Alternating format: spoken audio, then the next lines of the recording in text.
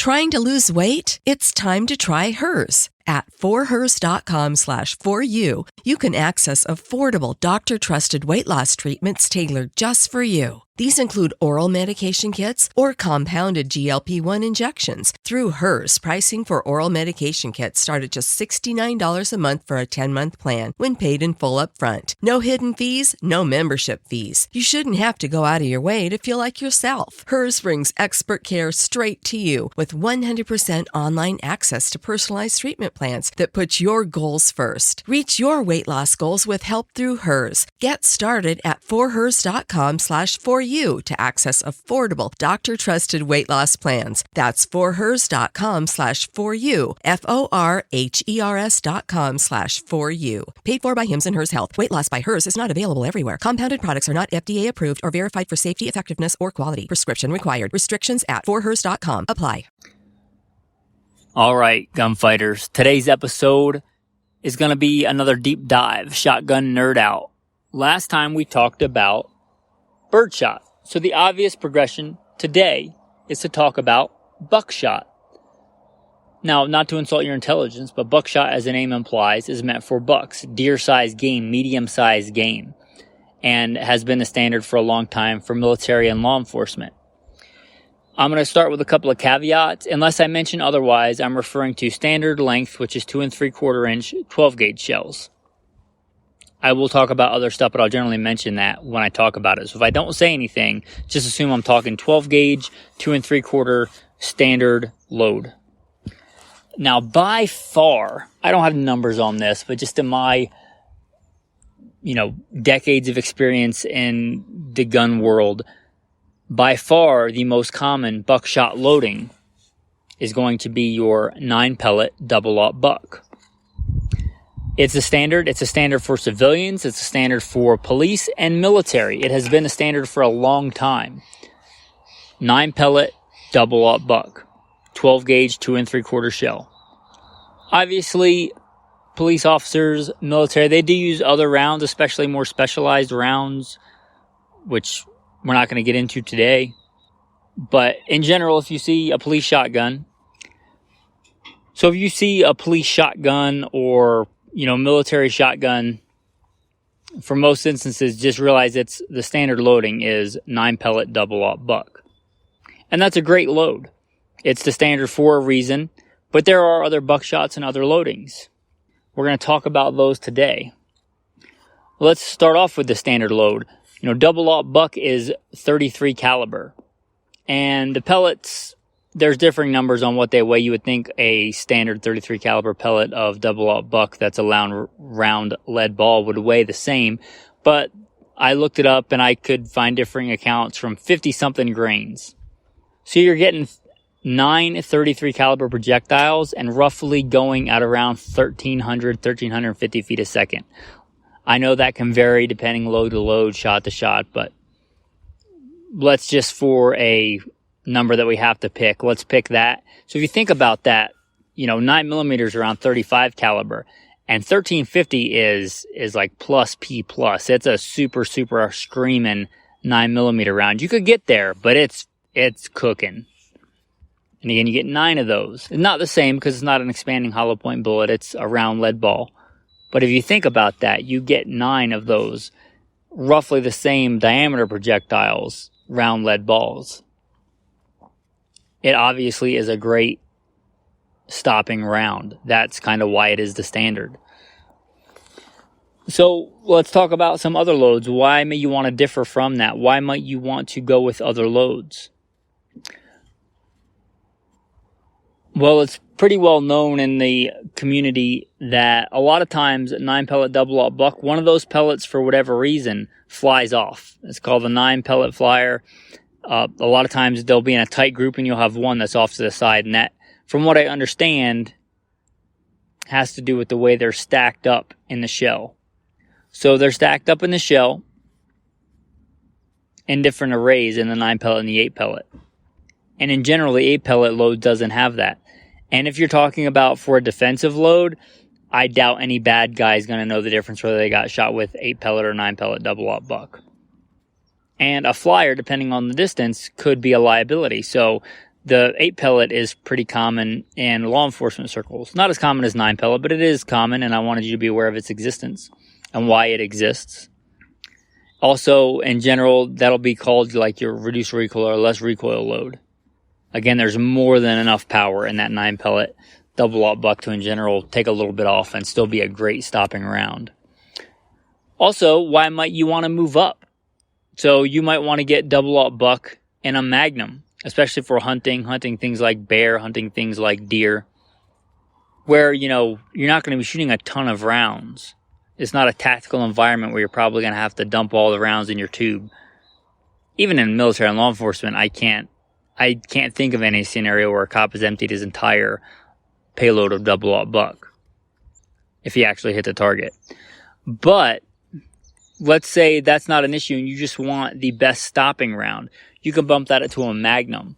And now, in general, we talked about your 2 3/4 inch number 9, or not number 9, your 9 pellet double-aught buck.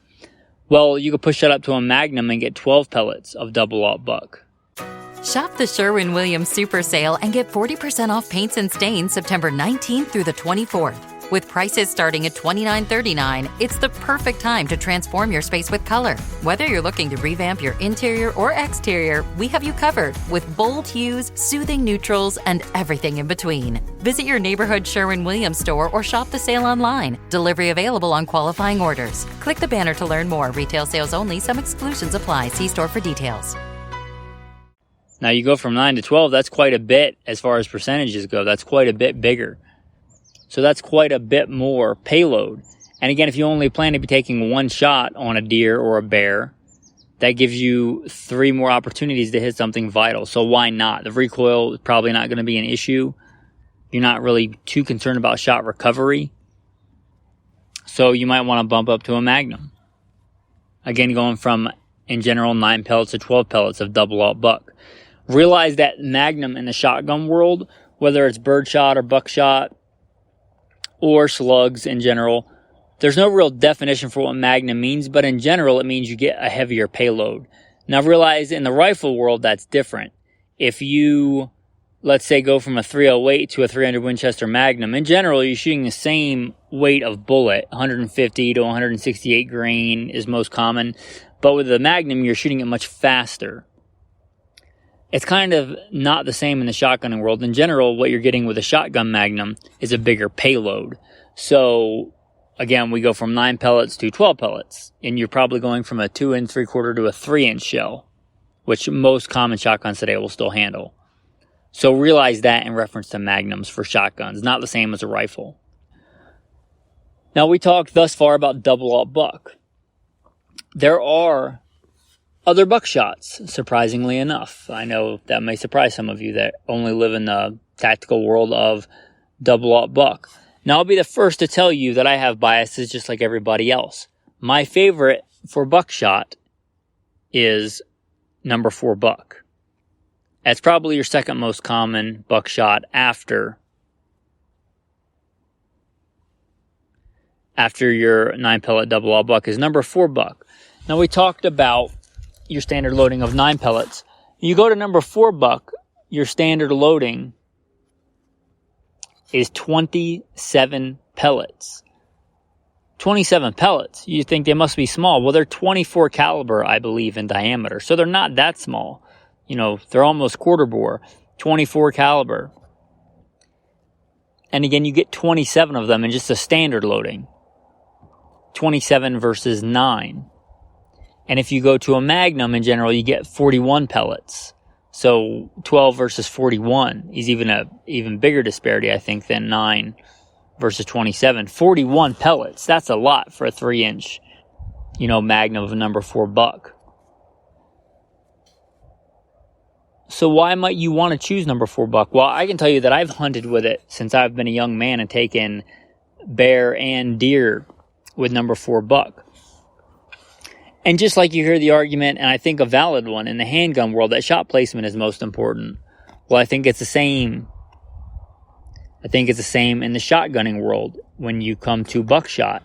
Now, it's not quite the same in that in a handgun, it's important because the less recoil means you'll be able to get multiple hits on target and more accurately generally because shooters can shoot it better.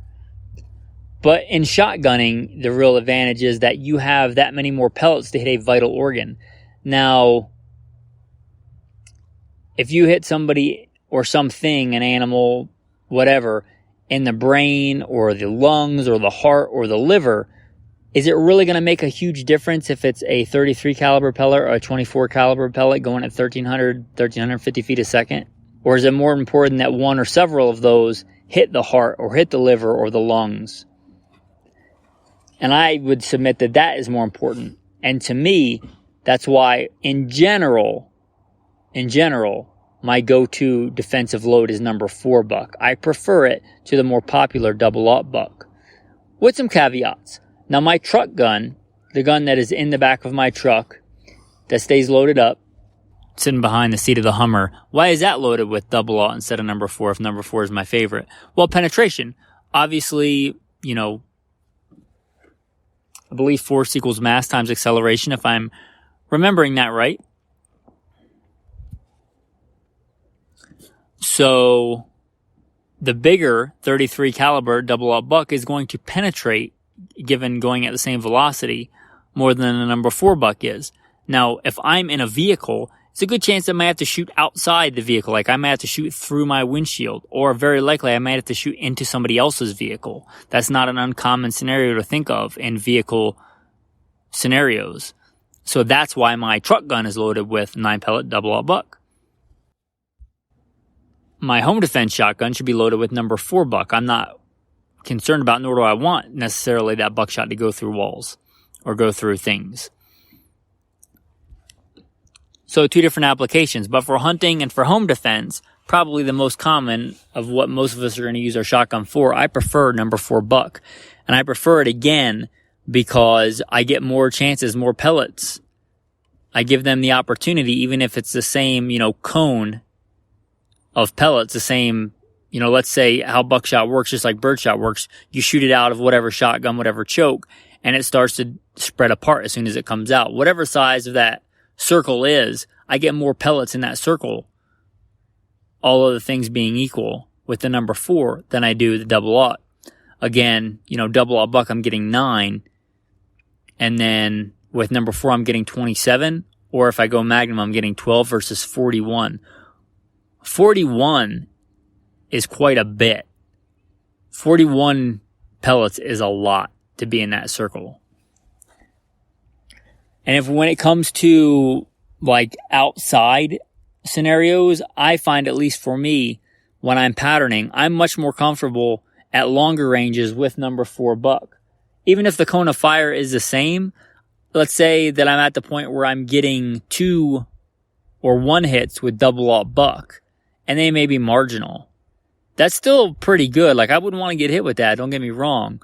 But I may be getting 5 or 6 or 7 with number 4 buck, and there's a lot better chance, again, that one of those is going to hit something super vital. If I hit a brain or a heart or a lung or a liver, I'm not really caring too much about whether it's 33 caliber or 22 caliber. The most important thing is that I hit the target. So again, for that reason, I like number 4. And those are the 2 most common. Now, number 4, just like birdshot, goes in descending order. The smaller the number, the bigger the shot. So number 4 is the smallest that I'm aware. That's the smallest I believe exists. And then you go number 3, number 2, number 1, aught. And I guess since they ran out of numbers, they couldn't go any smaller than 0. And they just refer to 0 as aught, probably because it's been around since Old English times. Aught, double-aught, triple-aught. And that's the biggest that I'm aware that I believe exists. So there are some other ones. Most notably, triple-aught buck, that's your big boy, and I believe that's 36 caliber. Now, your triple-aught 36 caliber, generally, you're only going to see that in hunting loads. You're generally not going to see defensive loads in that, again, because, double-aught is way more than enough of a man stopper. So generally, if you're going to hunt bear or deer, things like that, you may see triple-aught buck. Again, that's the biggest I know that exists. Another quasi-popular, we're stepping down in popularity quite a bit from the the double aught and the number 4 and even the triple aught. Number 1 buck, but I think number 1 buck is really underrated. I don't own any of it, and I kind of wish that I did, because it seems like a good balance. In general, your standard loadings, you're getting you're getting 12 to 18 pellets of the number 1 buck. And that's kind of sweet, because you get, again, that 12 to 18 pellets in a standard loading, not a magnum loading. So it's not much smaller than double aught buck, the number 1 buck. So you're getting somewhere in the middle of number 4 and double aught. Now, I have so much double aught and number 4, I don't really own any, and I would advise you, if you get anything from this podcast, don't just get your shotgun loaded up and assume you're good. You have to pattern your shotgun with whatever load it is. Some shotguns, even though you might have Remington double aught buck, and you might have Winchester double aught buck and Federal double aught buck. And they may be all great premium loads, and your shotgun, for whatever reason, bore diameter, choke constriction, the forcing cone, any number of things, your shotgun may really love one and hate the other. I mean, they may be on paper the same 9-pellet double aught buck, same velocity, but they could be drastically different in performance than your shotguns. If you take anything away, you got to pattern your shotgun with your defensive load. If you're going to trust your life on it, or even ethically expect to take a deer or a bear's life on it, you better get out there and pattern it. Don't just assume that it's good. That's irresponsible. Now, buckshot is not super expensive. It's not cheap. But what is your life and your neighbor's life and your wife and your children's life worth? Get out there and pattern it and make sure that you know how far you can take a shot and how far you can keep all your pellets on target. You have to pattern with whatever load it is. I guess that's a good time to transition into, there's more to buckshot than just the buckshot. There's the way it's constructed. Now, your cheapest, just random buckshot that you're going to find, your Rio, your Seller and Beloit, most of the ones like that, they may make some premium ones, but your cheaper buckshot is literally just going to be lead balls stacked on top of each other with either a crimp or an overshot wad, and that's it. That's all you got. And sometimes those can perform, like we talked about, for whatever reason, fantastically well out of your shotgun. Sometimes they can perform horribly. One of the reasons with birdshot or buckshot that you can have problems is those pellets run into each other and they smash into each other on their way down the barrel. And when they do that, they get deformed. And when they get deformed, they tend to spread their pattern out. Now, depending on your application, you may not give a crap about that. You may see that as an advantage. In general, I do not. I like my buckshot to stay as tight as I generally can. You may be taking a really close shot, but you may not be. That's one of the things that irks me about tactical community. Oh, the average distance is whatever. Well, I don't care what the average is. I'm not training for average. I'm training to be the best that I can be, and I may have to take a longer shot. For that reason, I like my buckshot to be tight. And manufacturers have realized this for a long time. The most common way to keep that buckshot tight is going to be buffer. Usually granulated plastic of some kind of synthetic material, just granulated plastic, and that is supposed to stop those buckshot from beating into each other at very high velocity going down the barrel. And it may or may not work for you. It probably isn't going to hurt. It may or may not work. Now, the next thing that is used is different kinds of wads. Now, like I said, your cheaper buckshot may just have like a piston on the bottom. It may not even have a shot cup. But a shot cup is your next down the line. And then something that Federal is known for is their flight control wad, and Hornady, I believe they call it their Versatite wad. And this is designed to keep the buckshot together after it leaves the barrel. So think of it as kind of like a plastic cylinder that the buckshot stays in. And since the lead is going to start very soon after that going faster than the plastic, just because it holds its inertia better and its speed better, that shot cup, that wad is going to fall away from behind, and it's going to, in my experience, create some very tight patterns. If you are shooting a cylinder bore shotgun, in my experience, that is by far the best. They might cost a little bit more than your cheaper buckshot, but in my experience, they're a whole different ball game. Both the Hornady and the Federal, I think they're probably the same wad. I think they're licensed from a third party from what I've heard. I don't know that for sure. But It's good technology, but realize that if you're using that, it's designed to be shot with a cylinder bore, which a lot of your police, military shotguns, tactical shotguns are just a cylinder bore, open, no constriction. Now, that's a good transition to get into chokes. A lot of your shotguns, like the ones that I run in general, will have a choke. That's one of the beautiful things about the shotgun is the versatility of different chokes. So, chokes do work on buckshot, but again, you have to pattern yours. Sometimes your buckshot will perform just like regular birdshot. You'll get a tighter pattern with improved cylinder, and tighter again with modified, and tighter again with full. And there's all manner of chokes in between, I realize that. But at some point, with a lot of buckshot, especially the bigger buckshot, double-aught, you can actually start to do the opposite.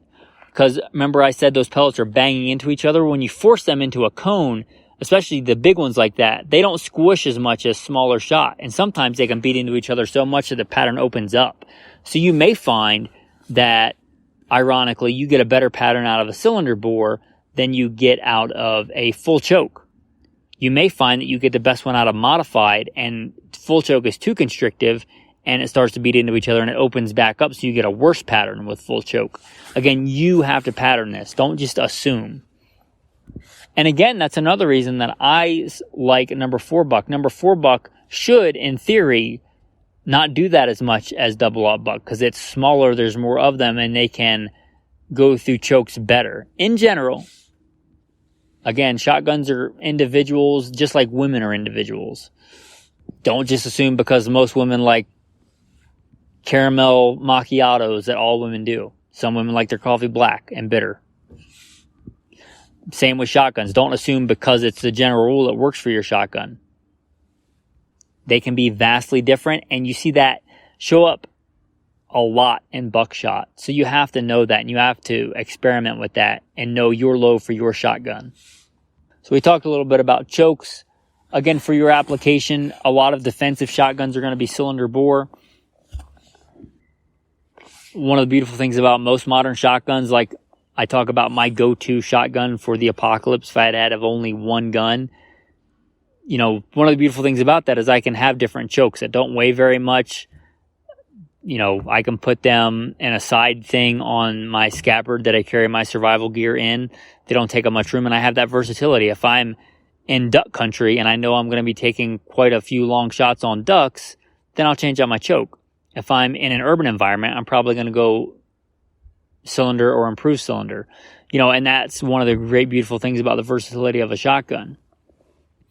So know that, and know that buckshot is kind of its own unique thing, and your shotgun is its own unique thing. Just like a person. You have to know your gun, know your weapon. Know your God, know yourself, and know your weapon. Moving on from chokes and the different ways that manufacturers try and keep buckshot together to give you better patterns. Thus far, we have only talked about the 12 gauge. Well, here's another good reason for smaller buckshot. Maybe you're shooting a smaller gauge. Maybe you're shooting the next most common, a 20 gauge. Now, that doesn't stack up very well. You know, the reason you get, 41 pellets of number 4 and a 12 gauge versus 12 pellets of a magnum load and a double-aught buck and a 12 gauge is the efficiency at which they stack. And in a 20 gauge, double-aught buck does not stack very well. So you generally won't even find double-aught buck in a 20 gauge. You'll find number 4 is not uncommon. I forget if it's number 2 or number 3, but that's probably the biggest they can stack and lay next to each other in that shot shell, in that shot compartment. So for that reason, you may move down to that smaller shot for the smaller gauge.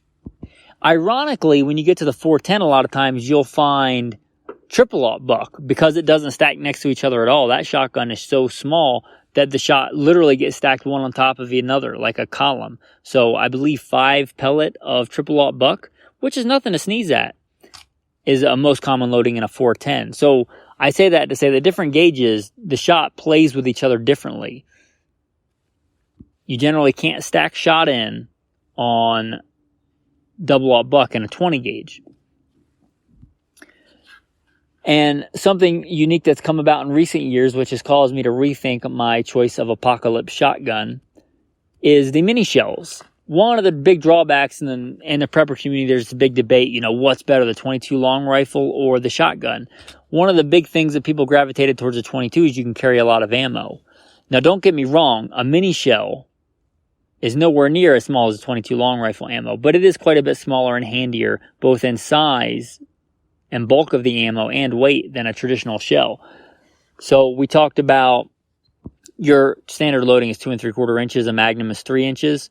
Well, your mini shell in general, as far as I know, they're all 1 3/4 inches, which is about half the size of a Magnum 12 gauge shell. And you can get those in birdshot, buckshot, and slug. We're talking buckshot today, so I think they make double-aught and 6 pellet, which 6 pellet a double-aught buck is nothing to sneeze at. And in general, if your shotgun will hold, let's say, 8 or 9 rounds, it'll hold 13 rounds of the mini shells. And if I'm carrying a bunch of ammo, I can carry more. So, and that one also number 4 buck. I'd forget how many number 4. I want to say 15, but I could be wrong on that. So you still get the same advantage as you get more pellets of the number 4. But know that the buckshot and the mini shells are a thing as well. I hope this has kind of opened your eyes, especially if you only ever thought of buckshot as the 9 pellet double-aught buck. It's a great load. Again, that's what's in my shotgun right now. That's what's, because it's my truck gun and I might have to shoot through a car door, either mine or somebody else's, or a car windshield, mine or somebody else's. That double-aught is good for that. In my opinion, not as good for me for home defense or hunting. Loaded on the side saddle and in my bandolier on that gun is Hornady with that Versatite wad we talked about with number 4 buck. And I feel comfortable taking shots on an adversary or on game at 50 yards with that, where I don't feel comfortable doing that with double-aught buck. Some people will say that, double-aught buck for deer hunting and stuff is a 25 yard and in load. And I would say that's true if you only just go to Walmart and buy a load and just don't ever pattern your shotgun and don't know. A lot of loads out of my shotgun with buckshot are 20, 25 yard loads, and that's as far as I would feel comfortable. But if you get the right load, especially with some of that Versatite wad or the flight control, which is my favorite, and a good shotgun, easily a 50 yard weapon, and maybe even more. And past that, you probably want to go to slugs, but I've had shotguns that will hold every single pellet on a silhouette target at 50 yards with the Versatite wads and with the, actually not with the Versatite, I don't even know if they existed yet, but with the Federal Flight Control wads. They've held every single pellet on a man-sized silhouette at 50 yards. And I have shot my biggest bear with buckshot. In fact, number 4. And I'll be honest, I did finish it off because it was coming towards me. I did finish it off with double-aught. And then finally a slug because it was coming in my direction. And I figured once it got that close, all the pellets were going to hit anyway in a pretty small area. So, but number 4, I have hunted with it quite successfully. And it is my go-to hunting load and my go-to home defense load. Anyway, I don't want to go around in circles. I think we've covered the topic pretty well of buckshot today. If you're still listening, I want to say thanks for listening. If you like this podcast, I hope you'll consider supporting it on Patreon. I skipped the normal intro today and the bio and all that stuff. I figure if you're listening to whatever part this is in the shotgun nerd out, that you've probably heard all that before. And I didn't want to harp on it a bunch of times, but I really would appreciate if you would take a look at goodshepherdtraining.com. With that, the tactical tip of the day. Now, I'm sure you're all familiar with 3-gun and the 3-gun way of loading shotguns, super fancy John Wick style of double loading and quad loading your shotgun. But for most practical purposes, police officers, hunters, things like that, if you want to either reload quickly after your shotgun is run dry or just change out from a buckshot to a slug, let's say. In my training and experience, the best, most practical way to do that is with a side saddle. And I don't often like my tactical tips to be products, but literally Amazon is littered with shotgun side saddles. And my go-to one, I forget who makes it, but it's like under $5, I want to say, and they're great. And yeah, they do wear out and get old, but they're $5. In a couple of years when it wears out, throw it away and get another one. I do have a really nice neoprene one that I like that is on my Benelli, but again, those also wear out. They do have a shelf life, but those stock shell holders that go on the opposite side of the stock from where your face is, those are just a really good way if you know the technique, and maybe for the patrons, I'll do a video one day of a quick way to reload on an empty shotgun, whether pump or semi-auto from the side saddle.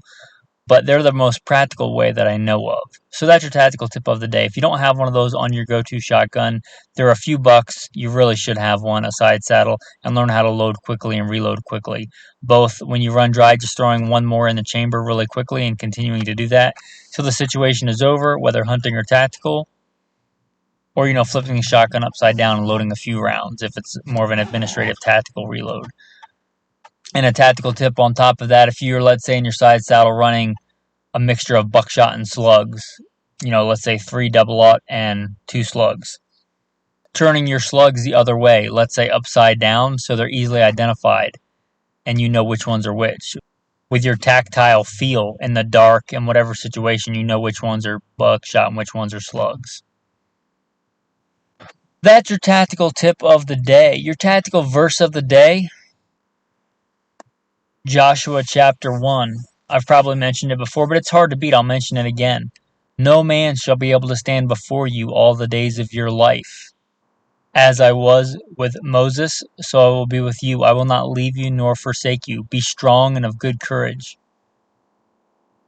For to this people I shall divide an inheritance in the land which I swore to your fathers to give you. Only be strong and very courageous, that you may observe to do according to all the law which Moses your servant commanded you. Be strong and of good courage. Do not be afraid or be dismayed, for the Lord your God is with you wherever you go. Whatever the enemy is, remember, whatever the adversary is, God is bigger. He's with you wherever you go. With that, men, thanks for listening and have a blessed day.